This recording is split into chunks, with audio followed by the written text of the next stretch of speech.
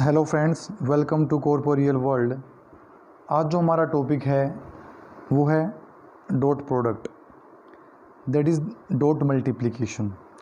दो वेक्टर्स को मल्टीप्लाई करने के लिए हम डॉट प्रोडक्ट को यूज़ करते हैं। डॉट प्रोडक्ट क्या होती है, चलिए देखते हैं। समझते हैं इसको। मान लीजिए एक बाइसिकल है हमारे पास।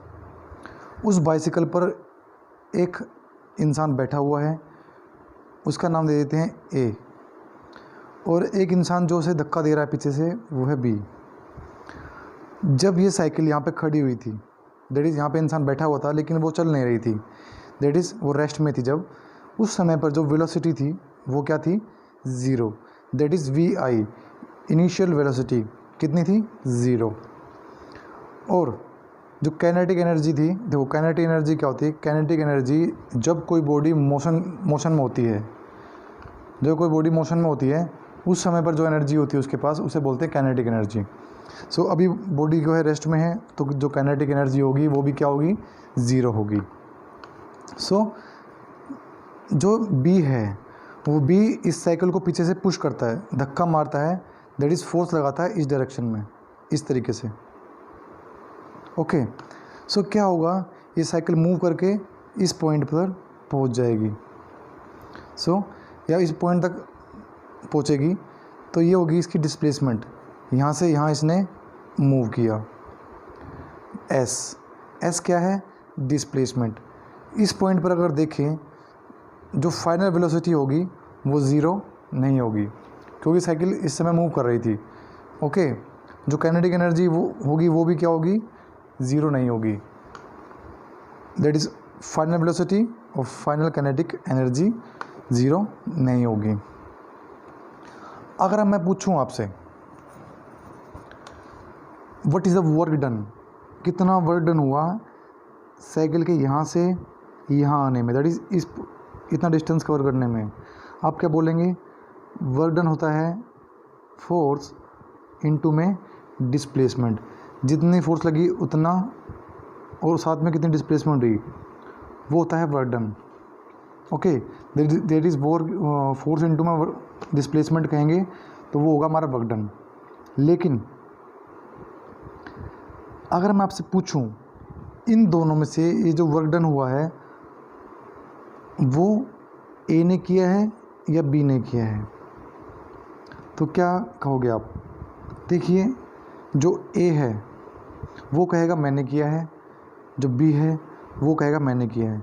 ए कहेगा मैं साइकिल पे बैठा हूँ तो मैंने ये वर्क डन किया है, बी कहेगा नहीं मैंने पुश किया है तो ये वर्क डन मैंने किया है।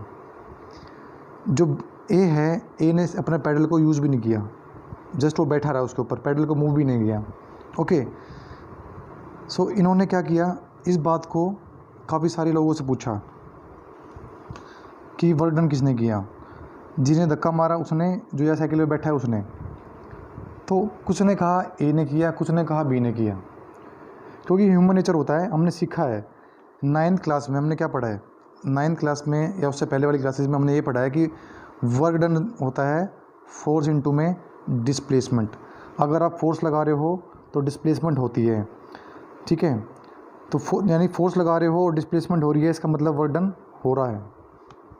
ओके, लेकिन कन्फ्यूज़न क्यों आई इनके बीच में, कन्फ्यूज़न इसलिए आई कि बी बोल रहा है मैंने फोर्स लगाई एफ, और जो ए है, ए बोल रहा है मैंने भी फोर्स लगाई जो डाउनवर्ड एक्ट कर रही है।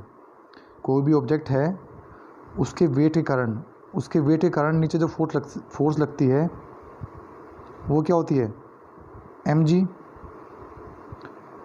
मास इनटू में एक्सेलरेशन ड्यू टू ग्रेविटी। ये फोर्स है जो ये ए लगा रहा है, तो ये ए बोल रहा है फोर्स मैंने भी लगाई है, सो वर्क डन मैंने किया है। अब बी कह रहा है फोर्स मैंने लगाई है, वर्क डन मैंने किया है। तो कन्फ्यूज़न क्यों आई, कन्फ्यूज़न इसीलिए आई बिकॉज उन्होंने, जो हमारा ये ए है, उस ए को वर्क डन की एग्जैक्ट डेफिनेशन नहीं पता, बिकॉज उसको अभी तक इतना ज्ञान है, अधूरा ज्ञान है उसको, कि वर्क डन क्या होता है, फोर्स इनटू में डिस्प्लेसमेंट होता है। नहीं, वर्क डन होता है फोर्स और फोर्स की डायरेक्शन में, जिस डायरेक्शन में फोर्स लगी है, जिस डायरेक्शन में फोर्स लगी है उस डायरेक्शन में अगर डिस्प्लेसमेंट होगी, उन दोनों का मल्टीप्लिकेशन हमें वर्क डन देता है। दैट इज़ जिस डायरेक्शन में फोर्स लगी उस डायरेक्शन में ही अगर डिस्प्लेसमेंट हो, देखो इस डायरेक्शन में फोर्स लगी और इसी डायरेक्शन में क्या हुआ, ये डिस्प्लेसमेंट हुआ एस। सो जो वर्क डन हुआ बी के द्वारा हुआ, जो एक ही फोर्स है जो डाउनवर्ड डायरेक्शन में लग रही है इस डायरेक्शन में, इसके थ्रू कोई वर्क डन नहीं होगा। ओके, बिकॉज ये 90 डिग्री पे परपेंडिकुलर है इसके साथ, और वर्क डन जो डिस्प्लेसमेंट है इस डायरेक्शन में हो रही है। सो इसका कोई वर्क डन नहीं होगा। वर्क डन तभी होता है जहाँ आपने फोर्स लगाई है और उसकी डायरेक्शन में ही डिस्प्लेसमेंट हुई है। ओके, सो कन्फ्यूजन यही थी इनके बीच में कि इन्हें अधूरा ज्ञान था कि फोर्स लगेगी तो वर्क डन होगा। नहीं, फोर्स लगेगी, अगर डिस्प्लेसमेंट फोर्स की डायरेक्शन में हुआ है तो वही होगा वर्क डन। ये हमारा अभी तक का ज्ञान था। ओके, अब हम चलते हैं नेक्स्ट लेवल पे, दैट इज़ थोड़ा हाई लेवल पे। ये हमारा अधूरा ज्ञान था कि वर्क डन क्या होता है, फोर्स इनटू में डिस्प्लेसमेंट। अब चलते हैं थोड़ा और आगे। सो हमने क्या लिया, एक वुडन ब्लॉक ली, उसको रख दिया एक सरफेस के ऊपर। हमने ना तो फोर्स हॉरिजॉन्टल लगाई, दैट इज़ ना तो हमने फोर्स ऐसे लगाई, ना ही हमने फोर्स ऐसे लगाई। हमने फोर्स को एक एंगल पर रखा हॉरिजॉन्टल के साथ, थीटा एंगल पर। लेकिन फिर भी क्या हुआ, फिर भी डिस्प्लेसमेंट हो रही है। ऐसा कैसे हो सकता है? हमने तो अभी तक यही सीखा है कि फोर्स लग रही है और फोर्स की डायरेक्शन में ही क्या होगा, डिस्प्लेसमेंट होगा। अब फोर्स इधर लग रही है, डिस्प्लेसमेंट इधर हो रहा है। सो इस चीज़ को कैसे एनालाइज करेंगे?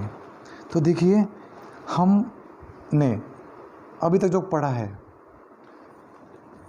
कि दो वेक्टर ऐड हो सकते हैं और एक वेक्टर दो रेक्टेंगुलर कंपोनेंट में स्प्लिट भी हो सकता है।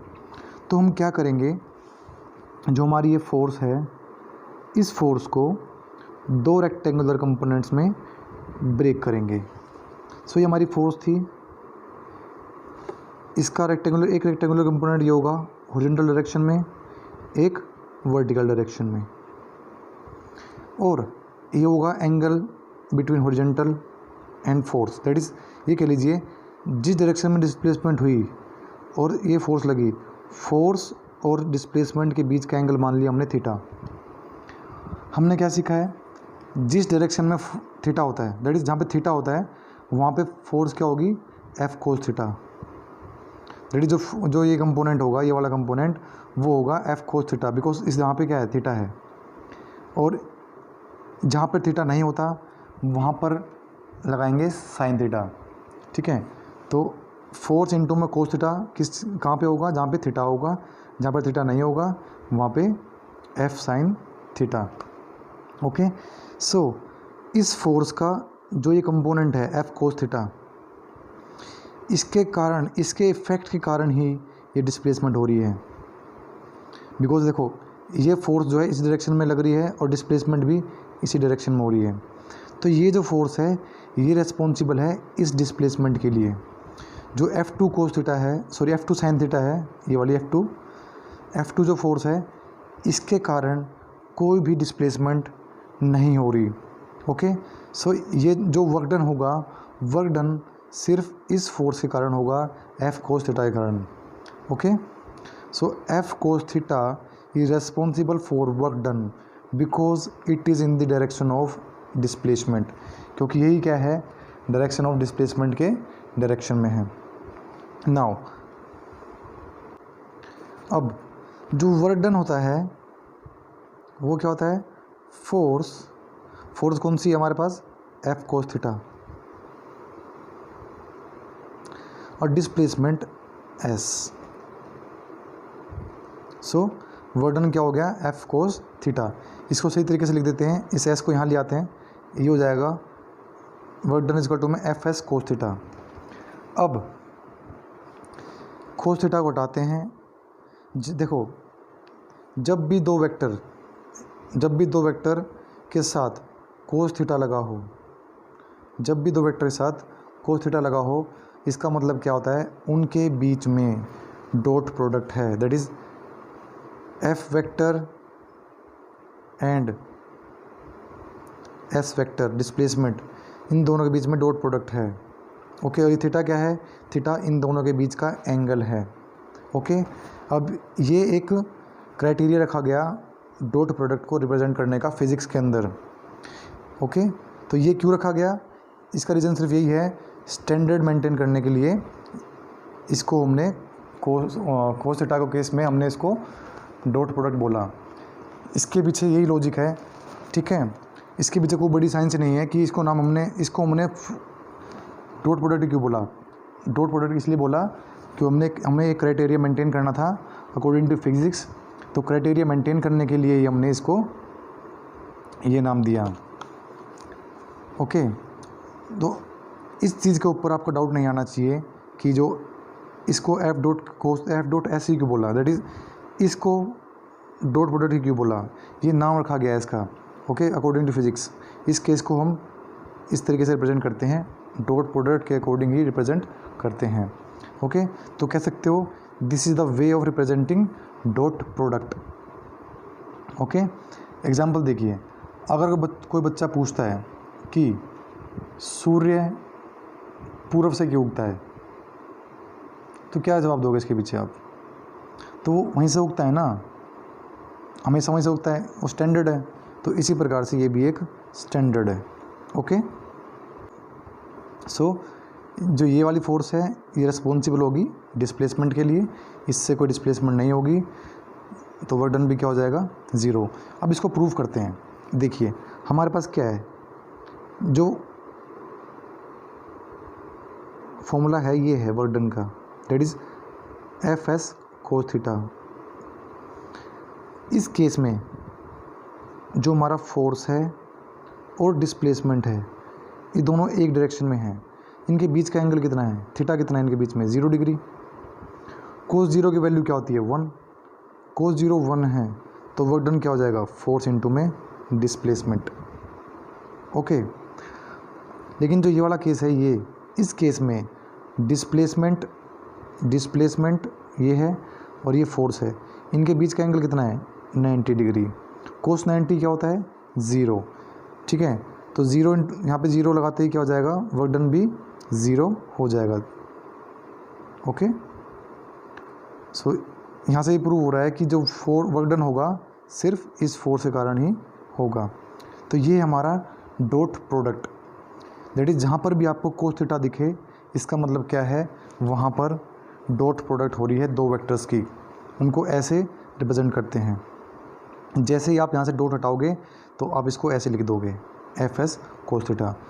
ओके, अब एक चीज़ और, एक नोट है, नोट कहती है in dot product order of product does not matter, यानी कि डॉट प्रोडक्ट के अंदर प्रोडक्ट का ऑर्डर मैटर नहीं करता। दैट इज़ वर्क डन क्या है हमारा, फोर्स इंटू में displacement, force vector in dot product into में किसका, डिस्प्लेसमेंट का vector, that is displacement vector into में फोर्स कर लो या डिस्प्लेसमेंट कर लो या फोर्स कर लो, दोनों का आंसर सेम आएगा। दैट इज़ इन दोनों में ऑर्डर का कोई रोल नहीं है, मैटर नहीं करता वो।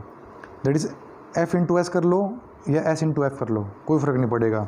लेकिन जो नेक्स्ट टॉपिक आएगा हमारा क्रॉस प्रोडक्ट, क्रॉस प्रोडक्ट देखेंगे। क्रॉस प्रोडक्ट में हम देखेंगे कि जो वेक्टर का प्रोडक्ट है उनका प्रोडक्ट में जो ऑर्डर होगा वो मैटर करेगा, उसको हम सीखेंगे नेक्स्ट वीडियो में क्रॉस प्रोडक्ट के अंदर। ओके, सो आज हमने ये सीखा कि जो वर्क डन होता है फोर्स इंटू में डिस्प्लेसमेंट नहीं होगा, ऐसे नहीं बोलेंगे इसको, हम बोलेंगे वर्क डन क्या होगा, जिस डायरेक्शन में फोर्स लगेगी उस डायरेक्शन में जो डिस्प्लेसमेंट होगी उनका प्रोडक्ट। सो अधूरा ज्ञान ना रखें। ओके, अधूरा ज्ञान आपको एक हिंसक व्यक्ति बना सकता है। दैट इज़ ये ह्यूमन नेचर होता है। ह्यूमन नेचर क्या होता है, ह्यूमन नेचर ये होता है कि जो मुझे पता है वही ठीक सत्य है।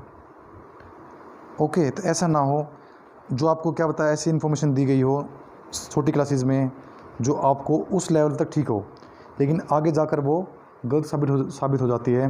ओके, तो अधूरा ज्ञान ना रखें, चीज़ों को सीखें, ऑब्जर्व करते रहें होल लाइफ। ओके, मिलते हैं नेक्स्ट वीडियो में।